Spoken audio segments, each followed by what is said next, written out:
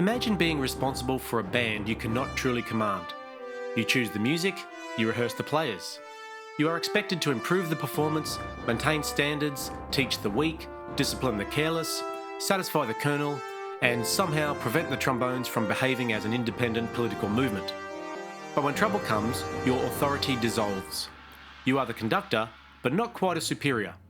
You lead the music, but perhaps not the men. This was one of Frédéric Berr's great complaints in his 1838 book, The Need to Reconstitute the School of Military Music. For Berr, the problem of French regimental music was not only about bad players or inadequate instrumentation, it was also about authority. Who was actually in charge of the band? And did the institution recognise that authority clearly enough for the band to function? At first glance, that may sound like a dry, administrative question. It is not. Anyone who has ever conducted an ensemble knows that musical authority is delicate. A conductor cannot lead by waving arms alone. The role depends on trust, skill, structure, habit, and recognition. The players must accept that the person in front has the right and the competence to shape the performance. In a civilian ensemble, that authority may come from appointment, respect, tradition, contract, or just sheer musical ability. In an army, things are more complicated. An army is built on rank. Authority must be visible, it must be legally recognised, and it must fit into the hierarchy. And Frédéric Berr thought military bands had become a mess precisely because musical authority and military authority no longer matched. His clearest example concerns the gagiste conductor. A gagiste was a paid musician attached to a regiment without being fully bound to military service. As we saw in the previous episode, Berr disliked this system intensely. He thought the gagistes were unstable, difficult to discipline, and often insufficiently committed to the regiment. But the problem became even worse when a gagiste was made conductor. Because then, the band had someone responsible for direction who did not necessarily possess recognised military authority over soldier musicians. And Berr gives a striking case. During a rehearsal, a soldier of the 6th Line Infantry rudely insulted his music director, who was a gagiste. The soldier then went further. He threw his instrument and notebook at the conductor's head. Now, as rehearsal disputes go, this is not ideal. Most conductors would prefer a quiet conversation, perhaps a stern glance, perhaps the traditional phrase, "Let us take that again, and this time with some interest." But an instrument and notebook to the head suggests that ensemble culture has broken down. The colonel of the regiment treated the matter seriously. He ordered the soldier to appear before the War Council in Paris, accused of assaulting a superior officer in the performance of his duties. That seems logical enough. The conductor was directing the rehearsal, the soldier attacked him. Surely this was an assault on a superior. But the case did not hold. The charge was dismissed.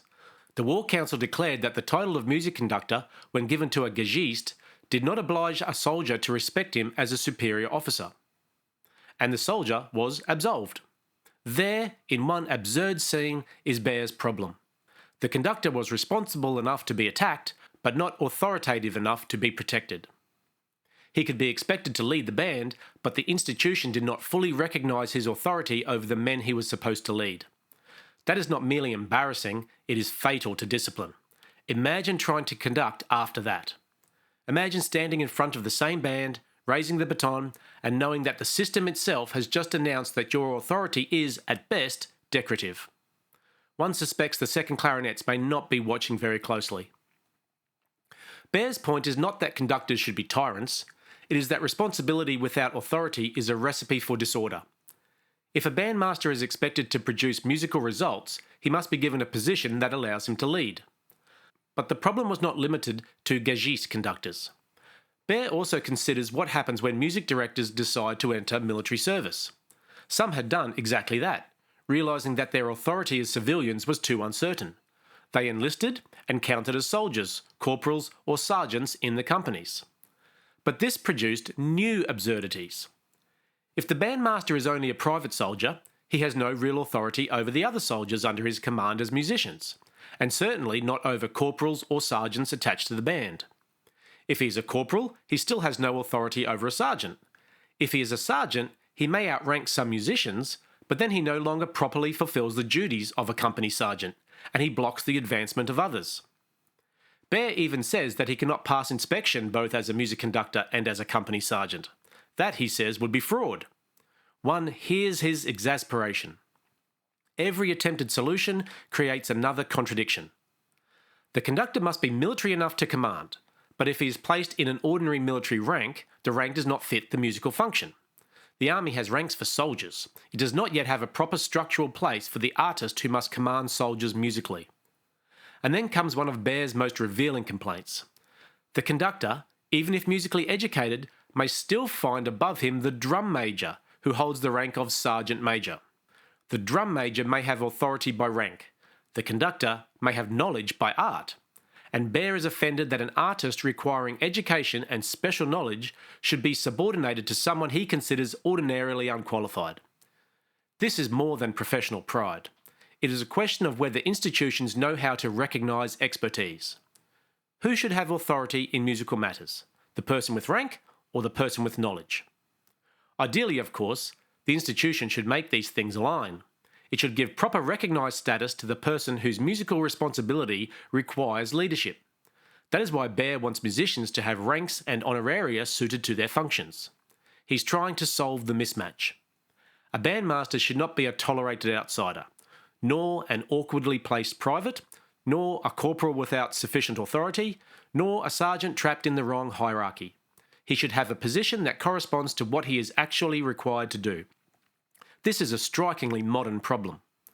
Many musical organisations still suffer when responsibility and authority do not align. A conductor may be blamed for standards but given no control over attendance. A teacher may be expected to build a program but given no time, budget or timetable support. A music director may be responsible for artistic quality while decisions about staffing, repertoire, rehearsal conditions or resources are made elsewhere. A committee may ask for excellence while quietly removing the conditions that make excellence possible. Then, everyone is surprised when the music suffers. Frédéric Berr would not be surprised. He would ask a simple question. Does the person responsible for the music have the authority needed to make the music work? If the answer is no, the system is poorly designed. This is why episode 6 was about systems, and episode 7 was about unstable hired musicians, the gagistes. This episode brings those ideas together. A good band needs more than players. It needs leadership that the institution itself recognises. Not merely in words, but in structure. Berr's bandmaster is caught between two worlds. He belongs to the world of art, where authority comes from skill, knowledge, ear, taste and experience. But he also works inside the world of the army, where authority comes from rank, law, appointment and hierarchy. If those worlds do not speak to each other, the band becomes unstable. The conductor may know what must be done, but lack the power to do it. And then discipline collapses. Sometimes literally, in the form of a notebook and instrument travelling toward his head. A bandmaster cannot build a band if the system does not allow him to lead, and perhaps that is true of all cultural work. If we ask people to carry responsibility, we must give them the authority, trust and resources that responsibility requires. Otherwise, we are not building institutions, we are setting traps. You've been listening to The Musical Archeologist, Forgotten Ideas from Music's Past.